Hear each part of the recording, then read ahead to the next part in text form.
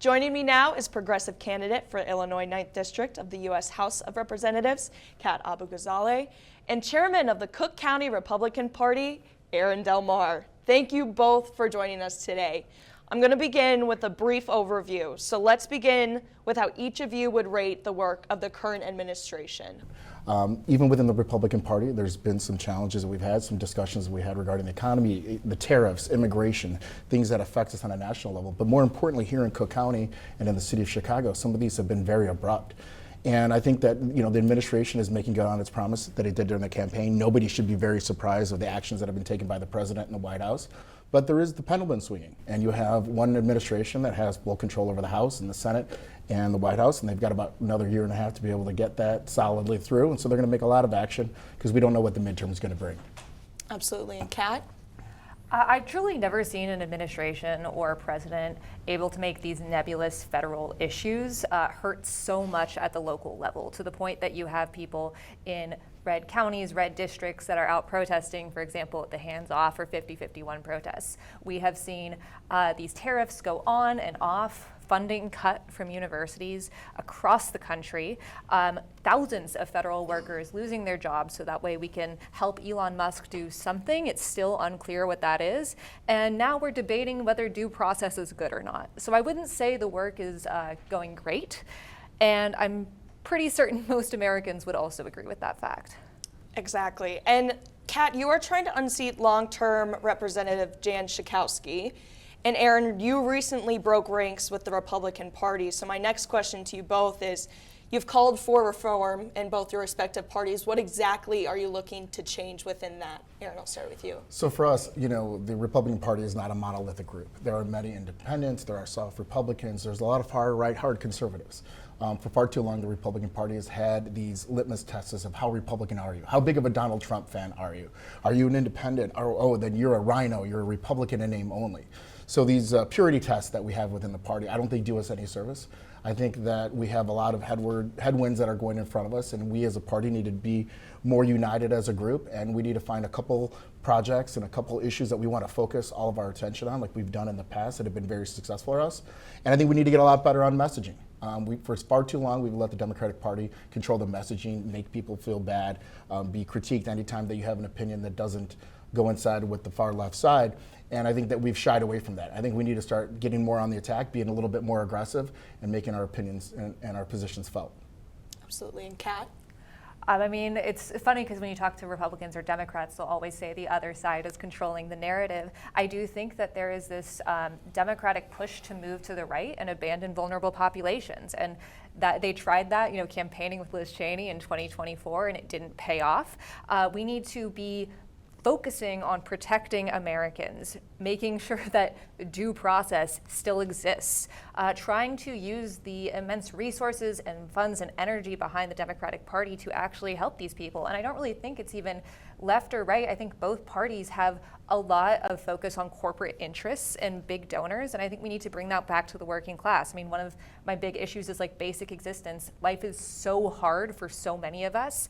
People are saddled in debt, whether that's student debt or healthcare debt. They can barely afford rent. Life is really hard, and we are the richest country in the world. It shouldn't be like this.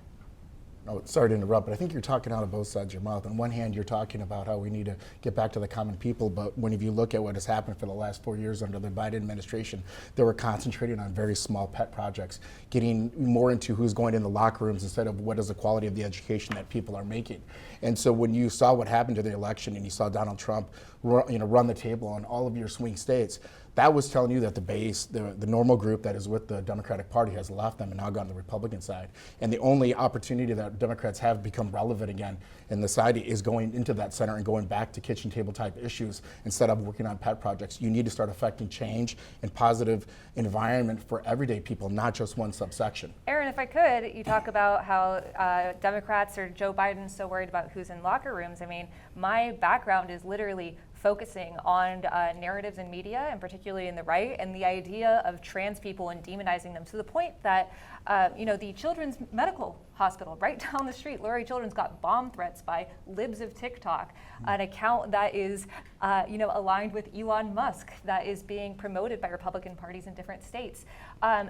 that is an issue that has been brought by the right and has affected so many people that we do have what is known as the Rainbow Railroad. Trans people, queer people are fleeing their states to come here to Illinois because this is where they feel safe.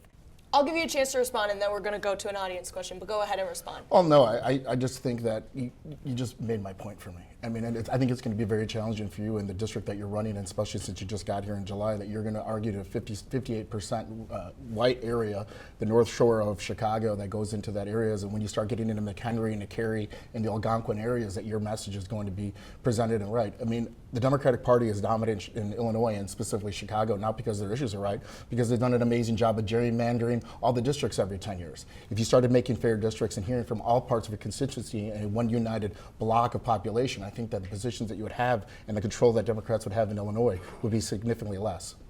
I'm going to turn it over to our reporter, Vanessa Hoxa, who's standing by with an audience member. Vanessa?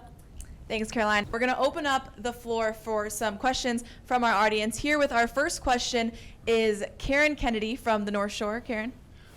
Hi. President Trump has relied enormously on invoking emergencies, whether it's to gut agricultural supports or invoke the tariffs or eliminate a lot of congressionally approved funding. And it's created a huge trust gap internationally. Are you concerned about our financial standing as the key player in the world because of his emergencies? Kat, I'll start with you. Yes, I'm extremely worried about it. One of the things that's baffling about this administration is how Congress could put an end to these tariffs. They choose not to, even though they're wildly unpopular, even though they affect Americans negatively and affect our allies negatively. This is essentially, these emergencies are the whims of one man, and no one is willing to tell him no. I mean, I agree with Aaron here that we need to have this willingness to not have these Trump purity tests, because now we're at the point where Congress and the Republican Party in the Congress is terrified to go against him. I would argue 2 points of that. If you look at the actual math of Congress in both the House and in the Senate, there's very, very thin majorities in each. There's not a supermajority of Republicans in the Senate or in the House. They only have 3 different votes they give up. So you're seeing that there are a lot of independents, blue dogs, that was what we call moderate Democrats that are seeing some of the changes that are being made and aren't fighting against them because they're not worried about their seat, because they're going along because they think that's a positive track. I think in the short term, you're seeing a lot of pain. I mean, my 401k, my IRA all took a hit just like everybody else in America. But I also think that as you're moving forward, we need to have a reset when we're looking at where we stand on the world as far as trade, as far as reciprocal tariffs that are happening. So there is going to be some upfront pain. But I think in the long term that this kind of temporary issues are going to be able to pay off in dividends, because now you're starting to see a lot more people, a lot more countries coming back to the negotiation table, and I think that's going to be beneficial for us in the long term. We've just got one more question We here. have a quick follow-up. Oh, to that follow-up question. Do you think is declaring emergencies to expand presidential power is acceptable? Well, I don't think this is anything new. I think you saw this during FDR. I think you saw this during a lot of other administrations that were taking place.